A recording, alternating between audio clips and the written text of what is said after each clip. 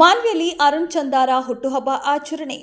ಅಖಿಲ ಭಾರತ ವೀರಶೈವ ಲಿಂಗಾಯತ ಸಮಾಜದ ಮಾನ್ವಿ ತಾಲೂಕು ಅಧ್ಯಕ್ಷ ಅರುಣ್ ಚಂದ ಅವರು ತಮ್ಮ ಹುಟ್ಟುಹಬ್ಬವನ್ನು ಅಂಧ ಮಕ್ಕಳೊಂದಿಗೆ ಸರಳವಾಗಿ ಆಚರಿಸಿಕೊಳ್ಳುತ್ತಿರುವುದು ಶ್ಲಾಘನೀಯ ಎಂದು ಹಂಪನಗೌಡ ಬಣ್ಣಿಸಿದರು.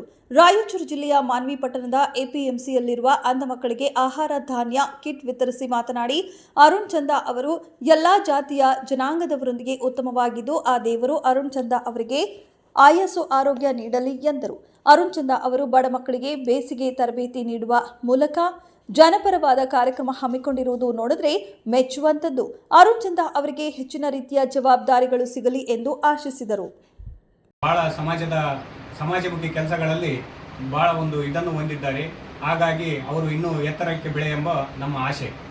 ಈಗ ಸದ್ಯ ತಾಲೂಕಾ ಅಖಿಲ ಭಾರತ ವೀರಶೈವ ಲಿಂಗಾಯತ ಮಹಾಸಭಾ ತಾಲೂಕಾ ಘಟಕ ಮಾನ್ವಿ ಅಧ್ಯಕ್ಷರಾಗಿದ್ದು, ಹಾಗೂ ನಮ್ಮ ಸಮಾಜಕ್ಕೆ ಬೇಸಿಗೆ ಶಿಬಿರವನ್ನು ನಮ್ಮ ಸಮಾಜದ ಚನ್ನಬಸವೇಶ್ವರ ಪ್ರಸಾದ ನಿಲಯದಲ್ಲಿ ಹಮ್ಮಿಕೊಂಡಿದ್ದಾರೆ.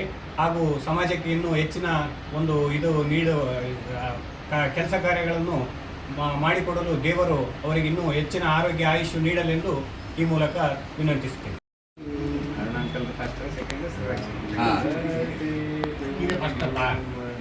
ಮಹಾಲಕ್ಷ್ಮಿ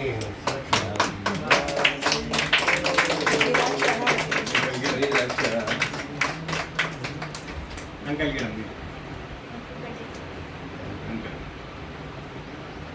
ಇಬ್ಬರು ಆಂಟಿನ ಬಿಟ್ಟು ಮಾಡಕ್ಕೆ ಹಂಗೆ ಅವರಮ್ಮಲ್ಲ ಅಕ್ಕಂದು ಹೇಳಕ್ಕಪ್ಪ ಇಲ್ಲಕ್ಕ ಒಂದು ಸ್ವಲ್ಪ